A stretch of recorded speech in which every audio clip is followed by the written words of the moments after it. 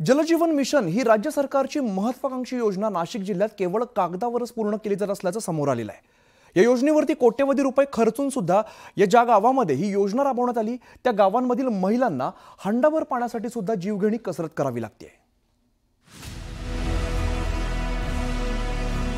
जलजीवन मिशनचा नाशिकमध्ये बट्ट्याबोळ। शेकडो कोटींच्या खर्चाची योजना फक्त कागदावरच। त्र्यंबकेश्वर तालुक्यात 90% योजना अपूर्णच। न्यूज 18 लोकमतचा रियालिटी चेक।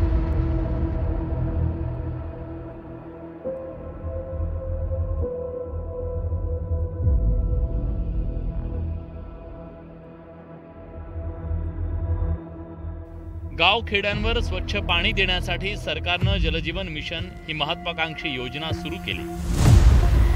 राज्य सरकारनं नाबार्डच्या मदतीनं योजनेसाठी हजारो कोटी रुपयांचा निधी दिला। मात्र नाशिक जिल्ह्यात या योजनेचा अक्षरशः बट्ट्याबोळ झाला। एकट्या त्र्यंबकेश्वर तालुक्यात 85 पैकी 80 योजना अपूर्ण स्थितीत असताना कागदावर मात्र योजना पूर्ण झाल्याचं दाखवण्यात आलं।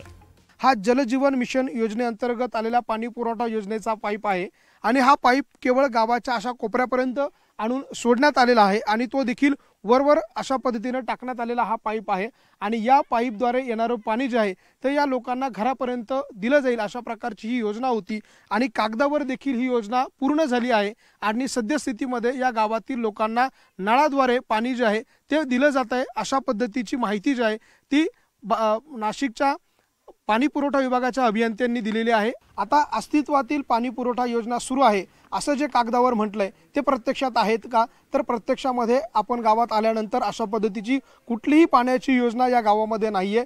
ही जी पाण्याची टाकी आपल्याला मागच्या बाजूला दिसतीये ही देखील त्याच जलजीवन मिशन योजनेतली आहे, मात्र तिचं काम देखील अपूर्ण आहे। अशा पद्धतीनं या जलजीवन मिशन योजनेचं काम नाशिकच्या त्र्यंबकेश्वर तालुक्यामध्ये सुरू आहे। त्र्यंबकेश्वर तालुक्यातील 85 योजनांपैकी ही त्र्यंबक तळेगावची जलजीवन मिशन योजना। या योजनेअंतर्गत येणाऱ्या सोपारपाडा गावात अधिकाऱ्यांच्या अहवालानुसार पाण्याची वितरण व्यवस्था पूर्ण झाली आहे। अस्तित्वातील पाणी पुरवठा योजना सुरू असल्याचं कागदोपत्री नमूद आहे,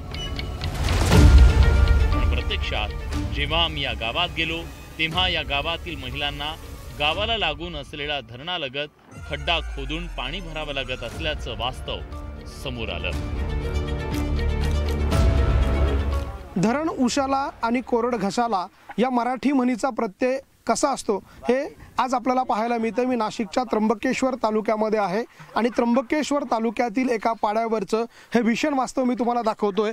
अशा बाजूला धरण आहे आणि धरणामध्ये पाणी देखील आहे, मात्र धरणात पाणी असून देखील पाणी पुरवठ्याची योजना पूर्ण नाहीये आणि घरापर्यंत गावापर्यंत पाणी जे आहे पिण्याचं पाणी जे आहे ते मिळत नाहीये आणि म्हणून या महिलांना अशा पद्धतीनं धरणाच्या बाजूला अशा प्रकारचा एक भला मोठा खड्डा करावा लागतो आणि या खड्ड्यातून या महिलांना एक एक हंडा पाणी जो आहे तो पिण्यासाठी न्यावा लागतो। आम्हाला पाण्याची अडचण आहे, आम्हाला खडा नाही लागतं आणि पाऊस पडल तर आम्हाला पाण्याची सोय नाही। आम्हाला असाच धरणाची जवळ खडखाने तर जायला लागत आहे। पाईपलाईन का नेलाय पण मग नळ नाही ना दियाला, अजून फक्त पाईपलाईनच दियाला एवढंच। पाणी नाही येत, टाकी नाही। गेली वर्षी का नेलाय पाईपलाईन, तिथून अजून पाणी येईल नाही। ग्रामीण पाणी पुरवठा उपविभाग त्र्यंबकेश्वरच्या 7 मार्च 2025 रोजी दिलेल्या अहवालात 85 योजनांपैकी 30 योजना पूर्ण झाल्याची माहिती देण्यात आली आहे। मात्र प्रत्यक्षात या 85 योजनांपैकी तब्बल 80 योजना अपूर्ण असल्याचं गावकरी सांगतायत। या सगळ्या प्रकाराची उच्चस्तरीय चौकशी करावी, तसंच जलजीवन मिशन योजनेच्या कामांची श्वेतपत्रिका काढावी अशी मागणी केली जाते। पानपट्टी सगळे काढून घेतात, पाणीपट्टी पण येते। हा पानपट्टी येते आमची, ते काढून घेते। नळ आहे का पण मग? नळ नाही आमचे, काहीच नाही, पण पाणीपट्टी कसली घेतात? पानपट्टी येते आणि घेऊन जातात आमच्याकडे। तुमच्या गावात नळातून पाणी आलंय का? नळाचं पाणी नाही येणार, फक्त टाकी बांधली? टाकी बांधली। पाईपलाईन टाकली का पाण्याची? नाही, फक्त विहिरीतूनच पाणी पाईपलाईन टाकली। नाही, पण तुम्हाला तुमच्या घरापर्यंत नळ आणले का? नाही हं? नाही अजून येईल. योजना आली पण आमच्यापर्यंत पोहोचली नाही, पाणी नाही आले, नळ नाही आले. आणि आमच्या बायांना पाणी आणायला रात्रीचे संध्याकाळचे तकलीफ होते पाणी आणायला. अशी योजना आली पण ते आमच्यापर्यंत आली नाही. धरणं असताना 15 धरणं आहेत. धरणं असताना देखील विहिरी का खोदल्या गेल्या, कोणाला पोचण्यासाठी या विहिरी खोदल्या गेल्या, विहिरीला पाणी लागणार नाही. हे जे आपण बघतो हे पाणी मुंबईला जातं, नाशिकला जातं, वैतरणाचं पाणी नगरला जातं, पण आमच्या 500 मीटरवरती आदिवासींच्या घरात पाणी जात नाही. तर या सर्व योजनांची चौकशी करावी आणि शासनाने श्वेतपत्रिका काढावी जलजीवन योजनेची, अशी मागणी मी माझ्या संघटनेच्या वतीने करतो.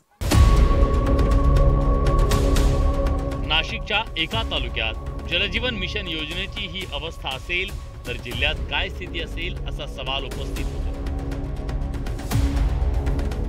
एकट्या त्र्यंबक तळेगाव योजनेसाठी तब्बल 1,93,50,564 रुपये इतका निधी खर्च करण्यात आला. मात्र प्रत्यक्षात ही योजना अपूर्ण असल्याचं न्यूज 18 लोकमतच्या रियालिटी चेकमधून समोर आलं.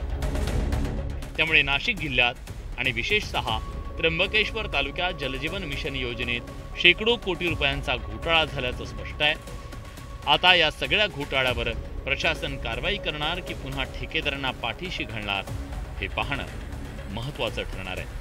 व्हिडिओ जर्नलिस्ट हेमंत बागुलसह लक्ष्मण घाटोळ, न्यूज 18 लोकमत, नाशिक.